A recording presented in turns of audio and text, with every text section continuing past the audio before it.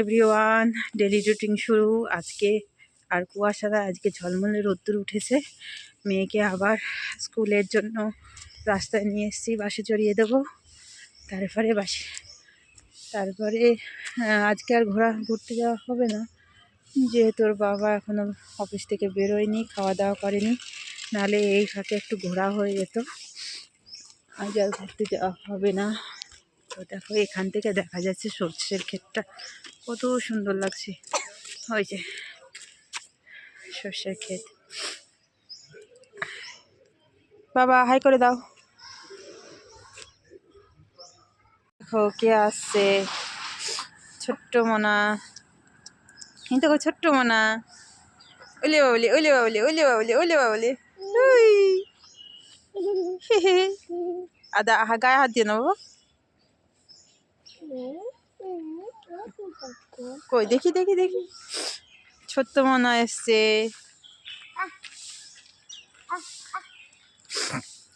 চলে গেল। भोजपुरिया सीख गईला। सीख गईला? भोजपुरिया सीख गईला? हाँ। तो थोड़ा बात करो भोजपुरी में। थोड़ी सी आती है। थोड़ी सी आती हो?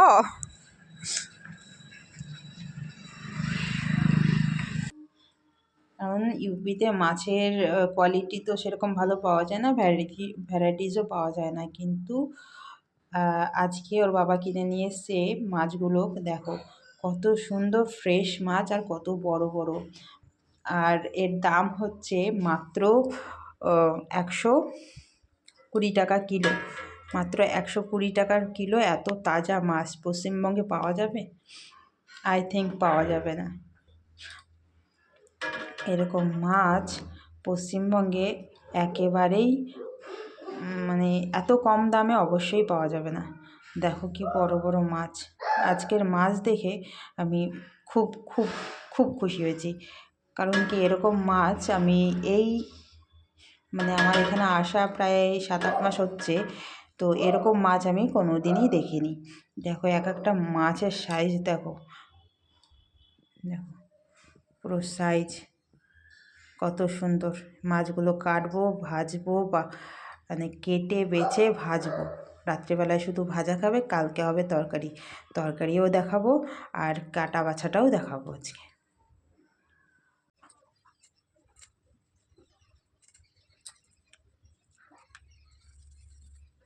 মাছ কাটতে বসে গেছি।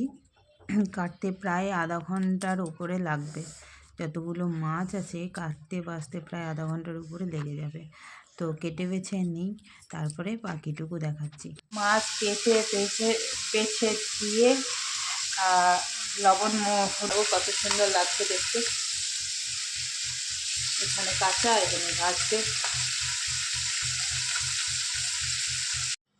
অবাক লাগছে না যে কড়াইয়ের মধ্যে কাঁচা সবজি কেন? কাঁচা সবজি এই কারণে, কারণ এই কাঁচা সবজিগুলো আমি এখানে মাখবো।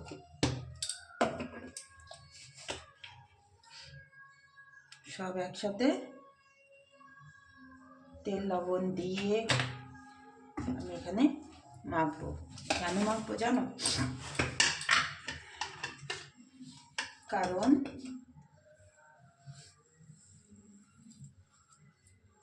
সেই যে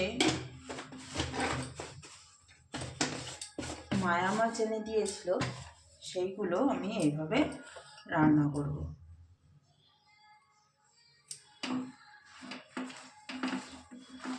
এই কারণে আমি, বেগুনটা খুব বড় ছিল, যার জন্য একটু বড় বড় করেই কাটলাম। আর একটু ছোটো কাটলে মনে হয় ভালো হতো। যদিও বা গলে যাবে, গলে গিয়ে কমে যাবে।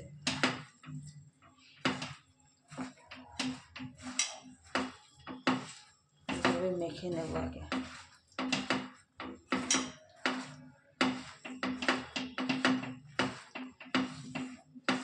এই যে মাখা সবজিটা, এটা না খেতে, যে সবজিটা হবে যখন মাছের একটা তরকারি, তো এই সবজিটা খেতে হেভি টেস্টি লাগে।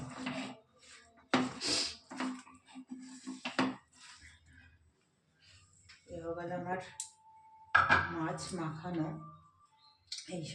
সবজি মাখানো। এখন দেব আমি মাছ।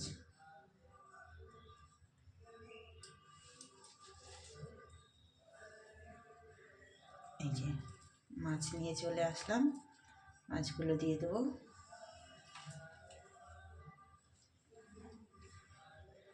এখানে মাছ পাওয়া তো খুব কষ্টকর, তাই ভেবেছি যে অর্ধেক মাছ আজকে রান্না করব আর অর্ধেক মাছ সামনের দিন রান্না করব, ইয়ানি আগামীকাল।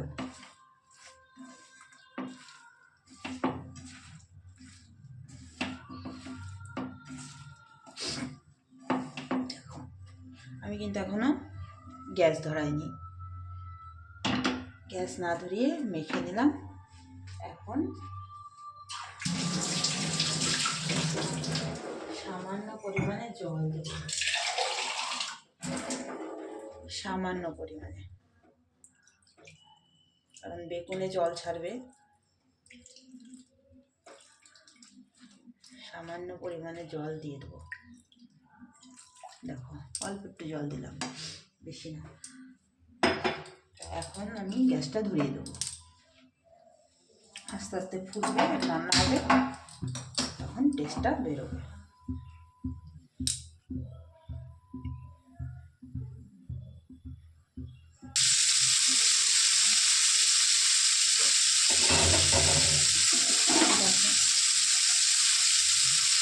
পাশে ওটা আলু দিয়ে সিম দিয়ে রুই মাছের ঝোল করবো, এই জন্য বসিয়ে দিয়েছি।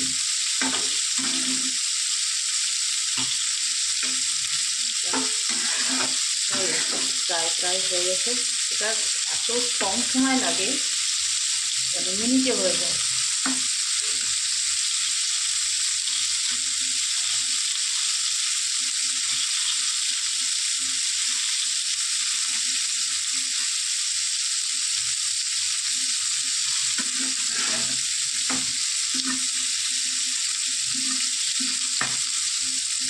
একবার ওর বাবা 100 টাকা দিয়ে 3 কেজি মাছ নিয়ে এসেছিল, এরকম ছোটো ছোটো মাছ। তো সেই মাছ রান্না করেছিলাম এইভাবে, তো এত সুন্দর লেগেছিলো খেতে। ভাজা খেয়েছিলাম প্লাস এভাবে রান্না করেছিলাম। সেই সময় 3 কেজি মাছ 100 টাকা পেয়েছিল, কারণ কি একটু পুজোর পরের টাইমটা, গত বছর সে সময় এখানেই ছিলাম 1 মাস 1.5 মাস ধরে। তো কিছু বাচ্চা মাছ ধরছিল, সেখান থেকে আর পথে পেয়েছে, আস্তে আস্তে মাছ পথে আস্তে আস্তে দেখলো যে মাছ ধরছে, তো বাচ্চাগুলো 100 টাকায় দিয়ে দিয়েছে, যে গোটা মাছ ছিল। তো সেটা ভাগ হয়েছিল,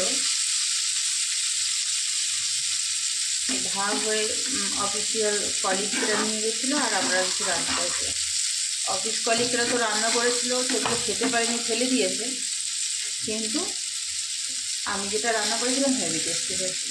তো সেখান থেকে আমরা দিয়েছিলাম, আমি দিয়ে তো বললো বৌদি যে আমাকে না রান্না করতে দিয়ে নিজে রান্না করলেই পারতো, তাহলে আমরা মাছ কটা খেতে পারতাম, ফেলে দিতাম না। যাই হোক, তো রান্না কমপ্লিট, এটা একেবারে কমপ্লিট, আর কিছু করবো না। গ্যাসটা নিভিয়ে দেবো, ব্যাস হয়ে গেছে।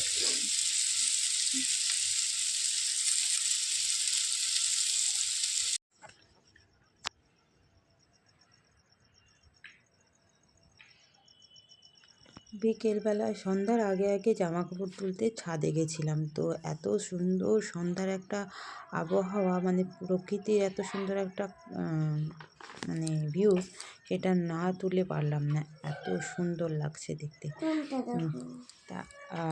তো এই অবধি আমার ভিডিওটা।